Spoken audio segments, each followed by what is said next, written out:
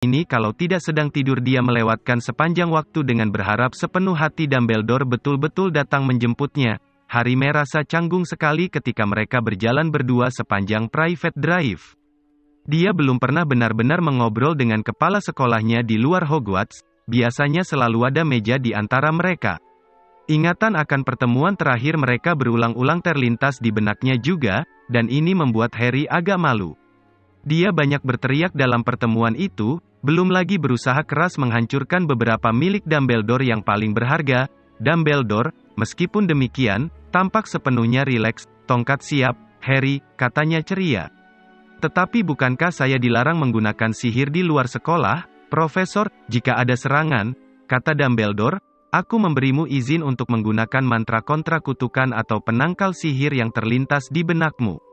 Meskipun demikian, kurasa kau tak perlu khawatir diserang malam ini. Kenapa tidak, Profesor? Kau bersamaku, kata Dumbledore sederhana. Di sini sudah cukup, Harry. Dumbledore berhenti mendadak di ujung private drive. Kau, tentunya, belum lulus ujian apparitionmu kan? Belum, kata Harry. Kan harus sudah berusia 17 tahun? Memang, kata Dumbledore. Kalau begitu kau perlu berpegang pada lenganku erat-erat yang kiri. Tolong, seperti yang telah kau lihat, lengan pemegang tongkatku agak rapuh sekarang ini. Harry memegang erat lengan yang disodorkan Dumbledore. Bagus sekali, kata Dumbledore. Nah, kita berangkat sekarang. Harry merasa lengan Dumbledore tertarik menjauh darinya dan mengencangkan pegangannya. Berikutnya, tahu-tahu segalanya menjadi gelap. Dia merasa ditekan keras dari segala jurusan. Dia tak bisa bernapas, ada tali-tali besi membelit erat dadanya, bola matanya didorong masuk lebih dalam ke dalam rongganya, dan kemudian, Harry menghirup dalam-dalam udara dingin malam hari beberapa kali dan membuka matanya yang berair. Rasanya seperti dia baru saja didorong melewati pipa karet yang sangat sempit. Baru beberapa detik kemudian dia menyadari bahwa private drive telah lenyap.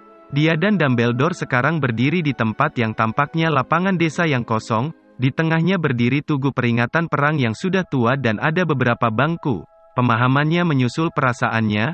Harry sadar dia baru saja beraparet untuk pertama kalinya dalam hidupnya. Kau tak apa-apa, tanya Dumbledore, menunduk memandangnya cemas. Perlu beberapa waktu sampai kau terbiasa dengan sensasinya. Saya baik-baik saja, kata Harry, menggosok telinganya, yang rasanya meninggalkan private drive dengan enggan. Tetapi saya rasa saya lebih suka naik sapu.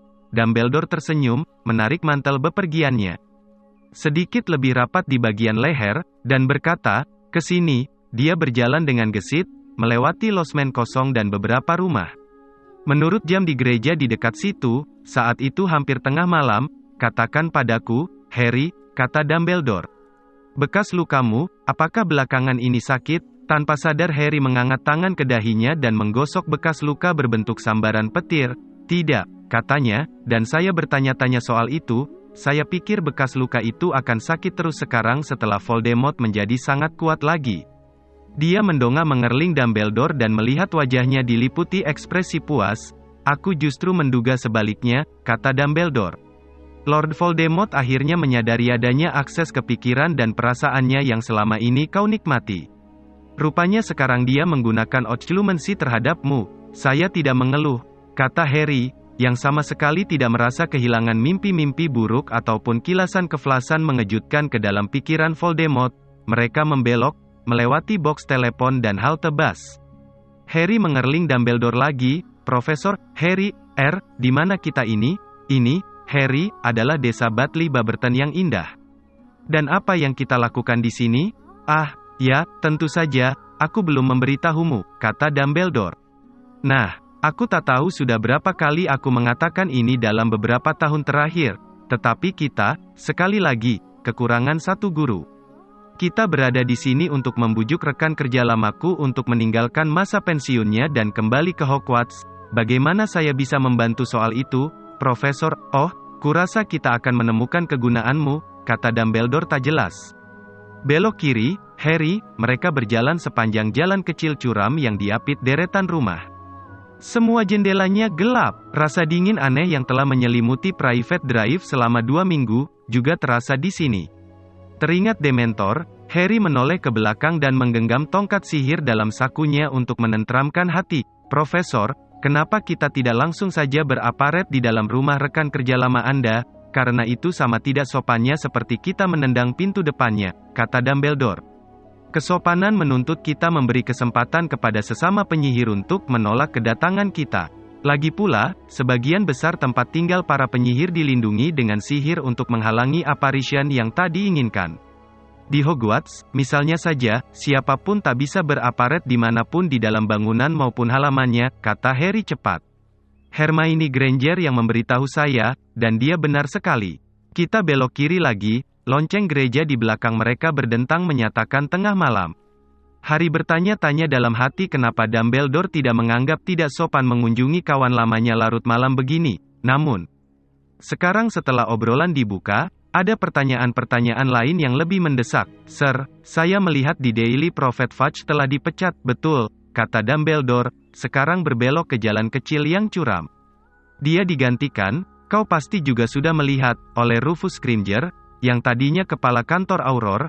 Apakah dia, menurut Anda dia cakap? Tanya Harry. Pertanyaan menarik, kata Dumbledore. Dia mampu, jelas, orang yang lebih tegas dan kuat daripada Cornelius, ya. Tapi maksud saya, aku tahu apa maksudmu. Rufus orang yang biasa bertindak dan telah berpengalaman melawan penyihir hitam hampir sepanjang masa kerjanya. Dia tidak memandang enteng Lord Voldemort. Harry menunggu. Namun Dumbledore tidak mengatakan apa-apa soal perselisihan pendapatnya dengan Scrimger yang dilaporkan Daily Prophet, dan dia tak punya nyali untuk memperpanjang soal ini. Maka dia mengganti topik dan, Sir, saya membaca tentang Madame Bones. Ya, kata Dumbledore pelan. Kehilangan yang sangat disayangkan. Dia penyihir hebat, di depan situ, kukira ouch, dia telah menunjuk dengan tangannya yang terluka. Profesor, kenapa tangan aku tak punya waktu untuk menjelaskannya sekarang, kata Dumbledore. Kisahnya seru sekali, harus ada waktu khusus. Dia tersenyum kepada Harry, yang mengerti bahwa dia tidak dimarahi, dan bahwa dia diizinkan untuk terus mengajukan pertanyaan. Sir, saya menerima selebaran Kementerian Sihir yang diantar burung hantu, tentang langkah-langkah keamanan yang harus kita semua lakukan terhadap pelahap maut. Ya, aku juga menerima selebaran itu, kata Dumbledore, masih tersenyum. Apa menurutmu petunjuk itu berguna? Tidak begitu. Menurutku juga tidak. Kau tidak menanyaiku, misalnya, rasa apakah selai favoritku, untuk mengecek apakah aku benar-benar Profesor Dumbledore, dan bukan penyamar. Saya tidak. Harry bingung, tak tahu apakah dia sedang ditegur atau tidak. Untuk keperluan di masa yang akan datang, Harry, selai favoritku raspberry, meskipun tentunya, seandainya aku pelahap maut, aku pasti sudah melakukan riset tentang selai kesukaanku sebelum menyamar menjadi diriku. Betul, kata Harry. Di selebaran itu disebut-sebut tentang Inferi. Apakah Inferi itu? Selebaran itu tidak menjelaskan. Inferi itu mayat, kata Dumbledore tenang. Kalau hanya satu sebutannya Inferius, kalau banyak Inferi, tubuh-tubuh orang meninggal yang telah disihir untuk melakukan perintah-perintah penyihir hitam. Meskipun demikian, Inferi sudah lama sekali tidak terlihat. Sejak Voldemort kehilangan kekuasaannya, dia membunuh cukup banyak orang untuk membuat pasukan Inferi, tentu saja. Ini tempatnya, Harry, di sini, mereka mendekati sebuah rumah kecil dari batu dengan halaman tersendiri. Harry terlalu sibuk mencerna informasi mengerikan tentang Inferi sampai tak memperhatikan hal lain, namun ketika mereka tiba di pintu pagar, Dumbledore mendadak berhenti dan Harry menabraknya. Astaga! Astaga! Astaga! Astaga! Harry mengikuti pandangannya melewati jalan setapak yang terawat dan hatinya mencelos. Pintu depan menggantung pada engselnya. Dumbledore memandang ke kanan kiri jalan. Jalan itu tampak kosong. Keluarkan tongkat dan ikuti aku, Harry, katanya pelan. Dia membuka pintu pagar dan melangkah gesit dalam diam di jalan setapak, Harry di belakangnya, kemudian mendorong pintu depan dengan sangat pelan. Tongkat sihirnya terangkat dan dalam posisi siap, Lumos, ujung tongkat sihir Dumbledore menyala, menyinari ruang depan yang sempit. Di sebelah kiri ada pintu lain yang terbuka. Mengangkat tongkat sihirnya yang menyala tinggi-tinggi, Dumbledore berjalan ke dalam ruang duduk, diikuti oleh Harry. Kehancuran total menyambut mereka. Sebuah jam besar terserak hancur di kaki mereka, kacanya retak, pendulumnya tergeletak sedikit lebih jauh, seperti pedang yang terjatuh, sebuah piano terguling miring, tutsnya bertebaran di lantai. Serpihan kandelar yang terjatuh berkilauan di dekatnya. Bantal-bantal kursi bergeletakan, kempis, bulu-bulu angsanya keluar dari robekannya, pecahan-pecahan gelas dan porselen bertebaran di mana-mana. Dumbledore mengangkat tongkat sihirnya lebih tinggi lagi, sehingga cahayanya menerangi dinding, yang kertas dindingnya bebercak-bercak sesuatu berwarna merah darah dan lengket. Tarikan napas pendek Harry membuat Dumbledore memandang berkeliling. Tidak indah, ya, katanya berat. Ya, sesuatu yang mengerikan telah terjadi di sini. Dumbledore bergerak dengan hati-hati ke tengah ruangan, mengawasi kehancuran di kakinya. Harry mengikutinya, memandang berkeliling, setengah takut akan apa yang mungkin dilihatnya di belakang piano yang terguling atau sofa yang terbalik. Namun tak tampak ada tubuh, mungkin tadi ada perkelahian dan mereka menyeret tubuhnya. Profesor? Harry mengeluarkan pendapat, berusaha tak membayangkan seberapa parahnya luka orang itu sampai bisa meninggalkan bercak-bercak sebanyak itu di ketinggian separuh dinding. Kurasa tidak, kata Dumbledore pelan, mengintip ke belakang kursi berlengan yang bantalannya tebal sekali, yang terguling miring. Maksud Anda dia masih ada di sekitar sini? Ya, dan tanpa disangka-sangka Dumbledore menyambar, menusukkan ujung tongkat sihirnya ke bantalan tempat duduk kursi berlengan, yang menjerit, "Ouch! Selamat malam, Horace," kata Dumbledore, meluruskan diri lagi. Mulut Harry ternganga. Di tempat yang sedetik sebelumnya tergeletak kursi berlengan, sekarang berjongkok seorang pria tua luar biasa gemuk yang sedang mengusap-usap bagian bawah perutnya dan matanya yang berair menyipit memandang Dumbledore dengan kesakitan. "Tak perlu menusukkan tongkat sekeras itu," katanya pedas, seraya berusaha bangun. "Sakit, tahu." Cahaya tongkat sihir berkilau menyinari kepalanya yang botak, matanya yang menonjol, kumis besarnya yang keperakan dan besar seperti kumis beruang laut, dan kancing-kancing yang digosok berkilat pada jaket beludru merah tua yang dipakainya di atas celana piyama sutra berwarna ungu muda. Puncak kepalanya hanya mencapai dagu Dumbledore. "Apa yang membuat ketahuan?" gerutunya seraya terhuyung bangun, masih mengusap-usap bagian bawah perutnya. Dia tampak sama sekali tak malu, padahal baru saja ketahuan menyamar jadi kursi berlengan. "Kawanku Horace," kata Dumbledore, tampak geli, "jika para pelahap maut betul-betul datang, tanda kegelapan akan dipasang di atas rumah." Si penyihir menepukkan tangan gemuk ke dahinya yang lebar. "Tanda kegelapan," gumamnya. "Aku tahu ada yang kurang." "Ah, sudahlah. Toh tak akan sempat. Aku baru saja menyelesaikan sentuhan akhir pada kain pelapis ketika kalian masuk." Dia menghela napas panjang yang membuat ujung-ujung kumisnya bergetar. "Kau mau ku bantu membereskannya?" tanya Dumbledore sopan. "Silakan," kata yang lain. Mereka berdiri beradu punggung, si penyihir jangkung kurus dan si penyihir pendek gemuk, dan menggerakkan tongkat sihir mereka dalam gerakan sapuan yang identik. Perabot-perabot kembali ke tempatnya semula, hiasan-hiasan utuh kembali di udara, bulu-bulu meluncur masuk ke dalam bantal kursi masing-masing, buku-buku robek memperbaiki diri seraya mendarat di raknya, lampu minyak melayang ke meja-meja kecil dan menyala lagi. Onggokan serpihan figura perak terbang berkilauan ke seberang ruangan dan mendarat, utuh dan mulus, di atas sebuah meja. Robekan, belahan, dan lubang-lubang di mana-mana menutup kembali, dan dinding-dinding membersihkan diri sendiri. "Jenis darah apa itu?" tanya Dumbledore keras mengatasi dentang lonceng jam besar yang baru saja utuh dan berdiri tegak di lantai, di dinding. "Naga," teriak si penyihir yang bernama Horace, ketika, dengan bunyi kertak dan dentang memekakkan telinga, kandelar menyekrup diri kembali ke langit-langit. Paling akhir terdengar bunyi pelang dari piano, kemudian sunyi. "Ya, naga," ulang si penyihir. "Botol terakhir, mana harga-harga sekarang sedang meroket. Tapi masih bisa digunakan lagi." Dia berjalan ke arah sebuah botol kristal kecil di atas bufet dan mengangkatnya menghadap lampu, memeriksa cairan kental di dalamnya. Agak berdebu, diletakkannya kembali botol itu di atas bufet dan dia menghela napas. Saat itulah pandangannya jatuh ke Harry. "Oho," katanya, matanya yang besar dan bundar melayang ke dahi Harry dan bekas lukanya yang berbentuk sambaran petir. "Oho, ini," kata Dumbledore, maju untuk memperkenalkan, "Harry Potter. Harry, ini teman lama dan mantan rekan guruku, Horace." Slughorn menoleh ke Dumbledore, ekspresinya paham. "Jadi, begitulah kau pikir kau akan membujukku ya?" Nah, jawabannya tidak. Albus, dia melewati Harry, wajahnya sengaja dipalingkannya dengan sikap seperti orang yang berusaha menahan godaan. kurasa paling tidak kita bisa minum, tanya Dumbledore. Demi masa lalu, Slughorn ragu-ragu. Baiklah, segelas saja, katanya kurang sopan. Dumbledore tersenyum kepada Harry dan memberinya isyarat agar duduk di kursi yang berbeda dari yang baru saja jadi samaran Slughorn, yang berdiri tepat di sebelah perapian yang baru menyala lagi dan lampu minyak yang bersinar terang. Harry duduk dengan kesan kuat bahwa Dumbledore, entah kenapa, ingin membuatnya kelihatan sejelas mungkin. Tentu saja ketika Slughorn, yang tadinya sibuk menyiapkan karaf anggur dan gelas-gelas, berbalik menghadap ruangan lagi, matanya langsung menatap Harry. Katanya, cepat-cepat berpaling seakan takut matanya terluka. Ini dia memberikan minuman kepada Dumbledore, yang telah duduk tanpa dipersilakan, menyorongkan nampang ke Harry, dan kemudian duduk di sofa yang baru diperbaiki dengan diam dan wajah tak puas. Kakinya pendek sekali sehingga tidak menyentuh lantai. Jadi, bagaimana keadaanmu selama ini, Horace? Dumbledore bertanya. Tak begitu baik, kata Slughorn segera.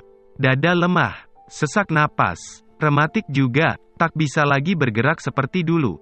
Yah, mau apa lagi? Usia tua, kelelahan, tapi kau pasti bergerak cukup cepat untuk menyiapkan sambutan begitu rupa untuk kami dalam waktu sesingkat itu, kata Dumbledore. Kau paling hanya punya waktu tak lebih dari 3 menit, Slughorn berkata, setengah jengkel, setengah bangga, 2 menit. Tidak dengar mantra penolak gangguanku berbunyi, aku sedang mandi. Tetap saja, dia menambahkan tegas, tampaknya sudah menguasai diri lagi, faktanya aku sudah tua, Albus. Laki-laki tua dan lelah yang berhak menikmati hidup tenang dan beberapa barang yang memberi kenikmatan badaniah, dia memiliki semua itu, pikir Harry, memandang berkeliling ruangan. Memang sesak dan banyak barangnya, tapi tak bisa dikatakan tidak nyaman. Ada kursi-kursi empuk dan bangku tumpuan kaki, minuman dan buku-buku, berkotak-kotak coklat dan bantal-bantal empuk. Jika Harry tak tahu siapa yang tinggal di sana, dia akan menerka penghuni rumah itu seorang wanita tua kaya yang cerewet. Kau belum setua aku, Horace, kata Dumbledore. Mungkin kau sendiri perlu memikirkan soal pensiun, timpal Slughorn terus terang. Matanya yang pucat dan seperti gooseberry telah melihat tangan Dumbledore yang terluka. Reaksi tidak secepat dulu, rupanya. Kau benar, kata Dumbledore tenang, menggoyang lengan jubahnya ke belakang, memperlihatkan ujung jari-jarinya yang hitam terbakar. Pemandangan itu membuat bulu tengkuk Harry meremang. Aku jelas bergerak lebih lambat daripada dulu. Tetapi sebaliknya, dia mengangkat bahu dan merentangkan kedua tangannya lebar-lebar, seakan mau berkata bahwa usia tua ada keuntungannya, dan Harry melihat sebentuk cincin pada tangannya yang sehat, yang belum pernah dilihatnya dipakai Dumbledore. Cincin itu besar, buatannya kurang halus, kelihatannya dari emas, dengan hiasan batu berat hitam yang telah retak di tengahnya.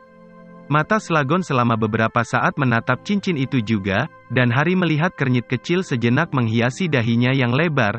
Jadi, segala langkah pengamanan terhadap pengganggu, Horace, apakah semua itu untuk pelahap maut?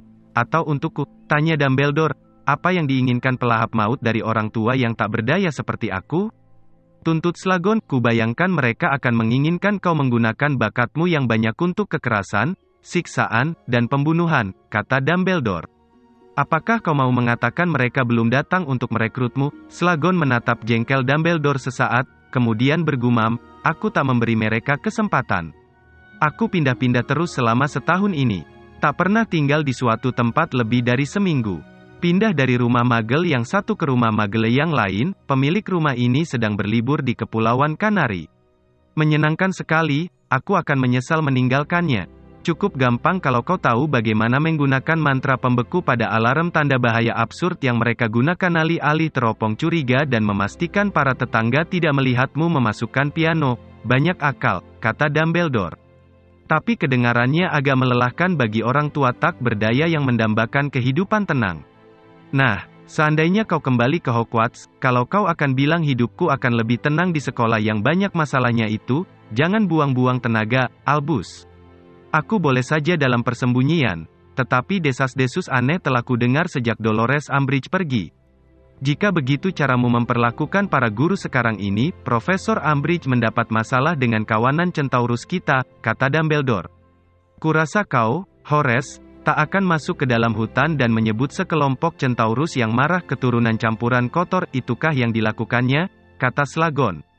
Perempuan idiot, aku tak pernah suka padanya. Harry tertawa tertahan dan baik Dumbledore maupun Slughorn menoleh menatapnya. Maaf, kata Harry buru-buru. Hanya saja, saya juga tidak menyukainya. Dumbledore bangkit agak mendadak. Kau sudah mau pergi? Tanya Slughorn segera, penuh harap. Belum, aku minta izin menggunakan kamar mandimu, kata Dumbledore.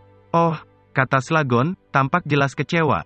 Pintu kedua di sebelah kiri di aula itu, Dumbledore menyeberangi ruangan. Begitu pintu tertutup di belakangnya, suasana jadi sunyi. Selewat beberapa saat Slughorn bangkit berdiri, namun tampak tak yakin mau melakukan apa. Dia melirik Harry secara sembunyi-sembunyi, kemudian berjalan ke perapian dan berdiri membelakanginya, menghangatkan bagian belakang tubuhnya yang lebar. Jangan dikira aku tak tahu kenapa dia mengajakmu, katanya mendadak. Harry hanya menatap Slughorn. Mata Slughorn yang berair melewati bekas luka Harry, kali ini memandang sisa wajahnya. Kau mirip sekali ayahmu, yah, banyak yang bilang begitu, kata Harry, kecuali matamu. Matamu seperti mata ibu saya, yeah. Harry sudah mendengarnya kelewat sering sampai dia bosan. Ya, sebagai guru kita tidak boleh punya favorit, tentu saja, tapi dia salah satu murid favoritku. Ibumu? Slughorn menambahkan, menjawab pandang tanya Harry. Lily Evans, salah satu yang terpintar yang pernah kuajar. Periang, kau tahu, gadis yang sangat menarik. Berkali-kali kukatakan kepadanya, dia seharusnya di asramaku. Jawaban yang kudapat biasanya sangat kurang ajar. Yang mana asrama Anda? Aku kepala asrama Slytherin, kata Slughorn. Oh, sudahlah, dia meneruskan buru-buru, melihat ekspresi di wajah Harry dan menggoyangkan jari gemuk pendek ke arahnya. Jangan menyalahkanku karena itu. Kau Gryffindor seperti dia, kukira. Ya, biasanya menurun dalam keluarga. Tapi tidak selalu. Pernah dengar tentang Sirius Black? Pastilah beberapa tahun belakangan ini dia muncul di koran-koran, meninggal beberapa minggu lalu. Rasanya ada tangan tak kelihatan membetot isi perut Harry dan mencengkeramnya kuat-kuat. Nah, dia sobat ayahmu di sekolah. Seluruh keluarga Black masuk asramaku, tapi Sirius masuk Gryffindor. Sayang, dia anak berbakat. Aku mendapatkan Regulus, adiknya, ketika dia masuk Hogwarts, tapi aku akan lebih senang mendapatkan keduanya. Dia kedengaran seperti kolektor antusias yang kalah dalam lelang. Tampak tenggelam dalam kenangan, dia memandang dinding di seberangnya, bergerak-gerak di tempat untuk memastikan seluruh punggungnya kebagian panas yang merata. Ibumu kelahiran Muggle, memang. Aku tak percaya ketika baru tahu. Kukira dia berdarah murni, dia pintar sekali. Salah seorang sahabat saya kelahiran Muggle, kata Harry, dan dia yang paling pintar dalam angkatan kami. Aneh ya, hal seperti itu kadang-kadang terjadi, kata Slughorn. Tidak aneh, kata Harry dingin. Slughorn memandangnya keheranan. Pasti kau mengira aku berprasangka, katanya. Tidak. Bukankah sudah kukatakan ibumu salah satu muridku yang paling kufavoriti?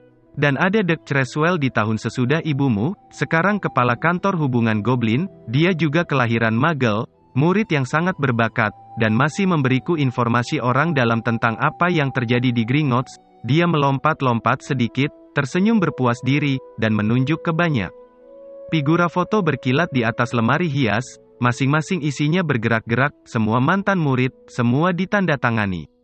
Kau lihat itu, Barnabas Chuff, editor Daily Prophet.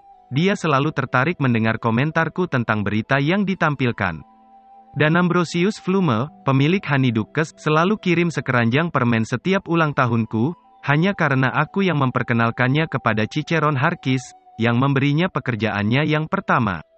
Dan di belakang itu, kau bisa melihatnya kalau kau menjulurkan lehermu. Perempuan itu Gwenok Jones, Kapten Holyhead Harpies tentu. Orang heran mendengar aku saling panggil nama depan dengan para Harpies, dan mendapat tiket gratis kapan saja aku menginginkannya. Pikiran ini tampak membuatnya sangat senang. Dan semua orang ini tahu di mana menemukan Anda, untuk mengirimi Anda macam-macam, tanya Harry, yang mau tak mau bertanya-tanya dalam hati kenapa para pelahap maut belum berhasil melacak Slughorn jika sekeranjang permen, tiket Quidditch, dan para tamu yang mendambakan nasihat dan pendapatnya bisa menemukannya. Senyum menghilang dari wajah Slughorn secepat darah menghilang dari dindingnya. Tentu saja tidak, katanya, menunduk menatap Harry. Aku sudah putus hubungan dengan semua orang selama setahun. Harry mendapat kesan kata-kata itu mengejutkan Slughorn sendiri, dia tampak terguncang sesaat. Kemudian dia mengangkat bahu. Apa boleh buat, penyihir bijaksana harus berhati-hati dalam situasi seperti ini. Gampang saja Dumbledore bicara, tapi menjadi guru di Hogwarts sekarang ini sama saja dengan menyatakan secara terbuka bahwa aku berpihak kepada Orde Phoenix.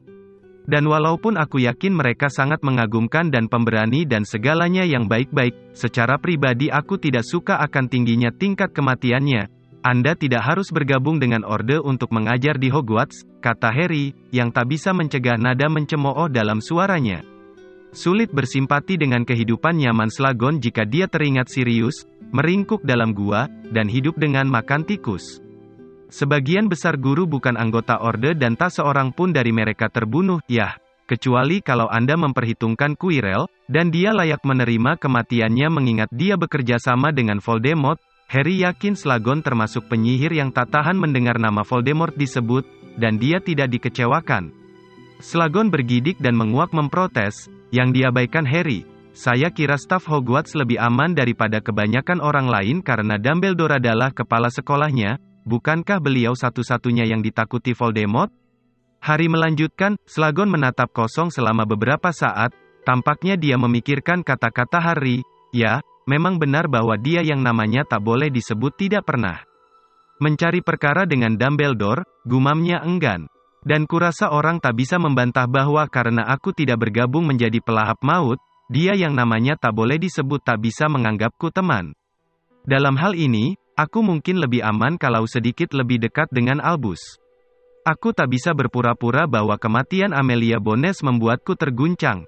Kalau dia, dengan kontak-kontak dan perlindungan dari Kementerian, Dumbledore kembali memasuki ruangan dan Slughorn terlonjak, seakan dia lupa Dumbledore ada di rumah itu. Oh, kau, Albus, katanya. Kau lama sekali. Sakit perut? Tidak. Aku cuma membaca majalah-majalah Muggle, kata Dumbledore. Aku suka sekali motif-motif rajutan. Nah, Harry, kita telah menyalahgunakan keramahan Horace cukup lama. Kurasa sudah waktunya kita pulang. Sama sekali tak segan mematuhi ajakan ini, Harry langsung melompat berdiri. Slughorn tampak terkejut. Kalian mau pulang? Ya, betul. Kurasa aku tahu kalau aku kalah. Slughorn tampak gelisah. Dia memutar-mutar ibu jari tangannya yang gemuk dan resah ketika Dumbledore mengancingkan mantel bepergiannya dan Harry menarik resleting jaketnya.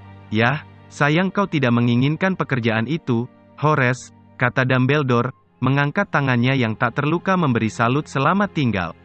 Hogwarts akan senang sekali melihatmu kembali. Walaupun tingkat keamanan Hogwarts sangat diperketat, kau selalu boleh datang berkunjung.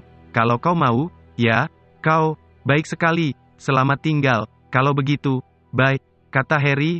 Mereka baru tiba di pintu depan ketika terdengar teriakan dari belakang mereka. Baik, aku mau. Dumbledore menoleh dan melihat Slughorn berdiri menahan napas di pintu ruang duduk. Kau bersedia meninggalkan pensiunmu? Ya, kata Slughorn tak sabar. Aku pasti sinting, tapi ya, bagus sekali, kata Dumbledore berseri-seri. Kalau begitu, Horace, kita akan bertemu lagi pada tanggal 1 September, ya, kita pasti bertemu lagi, gerutu Slughorn. Ketika mereka sedang berada di jalan setapak, suara Slughorn mengejar mereka. Aku minta kenaikan gaji.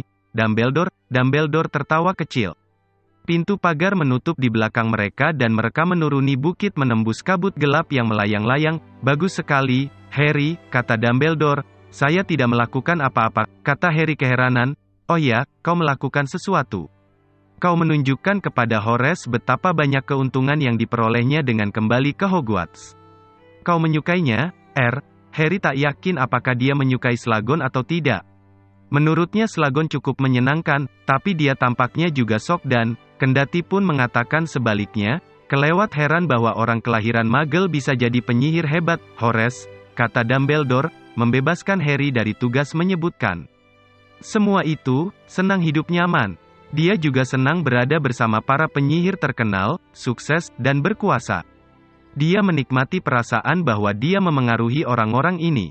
Dia sendiri tak pernah ingin duduk di tahta. Dia memilih duduk di kursi belakang, lebih banyak ruang untuk melebarkan sayap, soalnya. Dia dulu selalu punya murid favorit di Hogwarts, kadang karena ambisi atau otak mereka, kadang karena pesona atau bakat mereka, dan dia punya kecakapan luar biasa untuk memilih mereka yang nantinya akan menonjol dalam berbagai bidang mereka.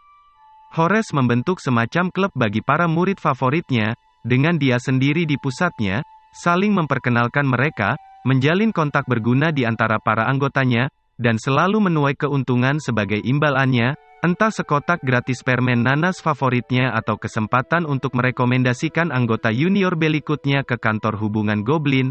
Di benak Harry mendadak tergambar jelas seekor laba-laba besar gemuk, merajut jaring di sekitarnya, menarik benang di sana-sini untuk menarik lalat gemuk dan segar sedikit lebih dekat. Semua ini kuceritakan kepadamu, Dumbledore melanjutkan, bukan agar kau tidak menyukai Horace, atau, seperti sepantasnya kita sekarang memanggilnya, Profesor Slughorn, tetapi untuk membuatmu waspada. Tak diragukan lagi dia akan berusaha mengoleksimu, Harry. Kau akan menjadi permata koleksinya, anak yang bertahan hidup. Atau, seperti panggilan mereka untukmu sekarang, sang terpilih. Mendengar kata-kata ini, rasa dingin yang tak ada hubungannya dengan kabut di sekitar mereka, menjalari Harry. Dia jadi ingat kata-kata yang didengarnya beberapa minggu yang lalu, kata-kata yang punya makna khusus dan mengerikan baginya. Yang satu tak bisa hidup sementara yang lain bertahan. Dumbledore telah berhenti berjalan, di depan gereja yang tadi mereka lewati. Di sini cukup, Harry. Silakan pegang lenganku. Kali ini Harry sudah siap beraparet, namun tetap saja merasa tak nyaman. Ketika tekanan menghilang dan dia sudah bisa bernapas lagi, dia berdiri di sebuah jalan pedesaan di sebelah Dumbledore dan memandang ke siluet miring bangunan favoritnya nomor 2 di dunia, The Burrow. Kendati perasaan takut baru saja melandanya, semangatnya mau tak mau bangkit melihat rumah itu. Ron ada di situ, dan juga Merce Weasley, yang bisa memasak lebih lezat daripada siapapun yang dikenalnya. Kalau kau tak keberatan, Harry, kata Dumbledore, ketika mereka melewati pintu pagar, aku mau bicara denganmu sebelum kita berpisah. Berdua saja, mungkin di dalam situ. Dumbledore menunjuk bangunan batu tak terpelihara yang sebetulnya kakus di luar rumah, tapi kini digunakan keluarga Weasley untuk menyimpan sapu mereka. Agak bingung, Harry mengikuti Dumbledore melewati pintunya yang berderit, masuk ke dalam ruangan yang sedikit lebih kecil dari ukuran lemari rata-rata. Dumbledore menyalakan ujung tongkat sihirnya, sehingga menyala seperti obor, dan menunduk tersenyum kepada Harry. Kuharap kau mau memaafkan aku menyebut-nyebut ini, Harry, tapi aku senang dan sedikit bangga melihat betapa baiknya kau menanggulangi segala yang telah terjadi di Kementerian. Izinkan aku mengatakan bahwa kurasa Sirius akan bangga terhadapmu. Harry menelan ludah, suaranya tampaknya telah meninggalkannya. Dia merasa tak akan tahan membicarakan Sirius. Tadi hatinya pedih sekali mendengar Paman Vernon berkata, walinya mati. Lebih pedih lagi mendengar nama Sirius disebut sambil lalu oleh Slughorn. Sungguh kejam, kata Dumbledore pelan, bahwa kau dan Sirius hanya bisa bersama dalam waktu amat singkat. Akhir brutal bagi apa yang seharusnya menjadi hubungan yang lama dan bahagia. Harry mengangguk, matanya sengaja menatap labah-labah yang sekarang merayap naik di topi Dumbledore. Bisa dilihatnya bahwa Dumbledore mengerti. Dia bahkan mungkin menduga bahwa sampai suratnya tiba Harry telah melewatkan hampir sepanjang waktunya di rumah keluarga Dursley dengan berbaring di tempat tidur, menolak makan, dan memandang hampa jendela berkabut, dipenuhi kekosongan dingin yang diasosiasikannya dengan Dementor. Berat sekali, kata Harry akhirnya, dengan suara pelan, menyadari bahwa dia tak akan menulis kepada saya lagi. Matanya mendadak panas dan dia mengedip. Dia merasa bodoh mengakuinya. Namun fakta bahwa dia punya seseorang di luar Hogwarts yang peduli apa yang terjadi atasnya, hampir seperti orang tua, adalah salah satu hal terbaik dengan ditemukannya walinya, dan sekarang pos burung hantu tidak akan pernah membawakannya kenyamanan itu lagi. Sirius bagimu mewakili banyak hal yang tak pernah kau miliki sebelumnya, kata Dumbledore lembut. Wajar kalau kehilangan dia menjadi pukulan sangat berat bagimu. Tapi ketika saya di rumah keluarga Dursley, Harry menyela, suaranya semakin kuat, saya menyadari saya tak bisa mengurung diri, kalau tidak saya bisa hancur. Sirius pasti tak menghendaki itu terjadi kan? Lagi pula, hidup ini singkat, lihat saja Madame Bones, lihat Temmeline Fans, berikutnya bisa saja saya kan? Tapi kalau memang saya, katanya mantap, sekarang menatap mata biru Dumbledore yang berkilau dalam cahaya tongkat, saya akan memastikan membawa sebanyak mungkin pelahap maut, dan Voldemort juga kalau saya bisa diucapkan seperti anak ibu dan ayahmu dan anak asuh sejati Sirius, kata Dumbledore, sambil memberi belayan bangga di punggung Harry. Aku angkat topi untukmu atau akan, kalau aku tidak takut menghujanimu dengan labah-labah, dan sekarang, Harry, topik yang masih sangat berhubungan. Kukira kau membaca Daily Prophet 2 minggu belakangan ini, ya, kata Harry, dan jantungnya berdebar lebih keras. Kalau begitu kau tentu telah melihat bahwa tak ada sedikit pun kebocoran, apalagi banjir, informasi sehubungan dengan petualanganmu di ruang ramalan, ya, kata Harry lagi. Dan sekarang semua tahu bahwa saya tidak, mereka tidak tahu, sela Dumbledore. Hanya ada 2 orang di seluruh dunia ini yang tahu keseluruhan isi ramalan tentang kau dan Lord Voldemort, dan keduanya berdiri dalam kamar sapu yang bau dan penuh labah-labah ini. Namun, memang betul banyak yang telah menebak, dengan benar, bahwa Voldemort mengirim para pelahap mautnya untuk mencuri ramalan, dan bahwa ramalan itu ada hubungannya denganmu. Nah, kurasa aku benar kalau kukatakan kau belum memberitahu siapapun yang kau kenal bahwa kau tahu apa yang dikatakan ramalan itu. Belum, kata Harry, keputusan yang bijaksana, secara keseluruhan, kata Dumbledore. Meskipun menurutku kau harusnya lebih santai terhadap sahabatmu, Mr. Ronald Weasley dan Miss Hermione Granger. Ya, dia melanjutkan ketika Harry tampak terkejut, kurasa mereka berhak tahu. Kau tidak adil terhadap mereka jika mereka tidak diberitahu hal yang sepenting ini. Saya tak ingin membuat mereka cemas atau takut, ujar Dumbledore, mengawasi Harry dari atas kacamata bulan separohnya. Atau mungkin, mengakui bahwa kau sendiri cemas dan takut, kau membutuhkan sahabat-sahabatmu, Harry. Seperti yang dengan benar kau katakan, Sirius tidak akan menginginkan kau menutup dirimu. Harry diam saja, namun Dumbledore tampaknya tidak mengharapkan jawaban. Dia melanjutkan, sekarang topik yang berbeda, walaupun masih ada hubungannya. Aku berharap kau belajar privat denganku tahun ini, privat dengan Anda. Harry yang sedang asyik berpikir sampai kaget. Ya, kurasa sudah waktunya aku turun tangan lebih banyak dalam pendidikanmu. Apa yang akan Anda ajarkan kepada saya, Profesor? Oh, sedikit ini, sedikit itu, kata Dumbledore ringan. Harry menunggu penuh harap, namun Dumbledore tidak menguraikannya. Maka dia menanyakan hal lain yang agak mengganggunya. Jika saya belajar dengan Anda, saya tak perlu belajar Occlumency dengan Snape, kan, Profesor Snape, Harry, dan tidak, kau tidak akan belajar Occlumency lagi. Bagus, kata Harry lega, karena pelajaran itu, dia berhenti, berhati-hati tidak mengatakan apa yang sebetulnya dipikirkannya. Kurasa kata gagal total cocok di sini, kata Dumbledore, mengangguk. Harry tertawa.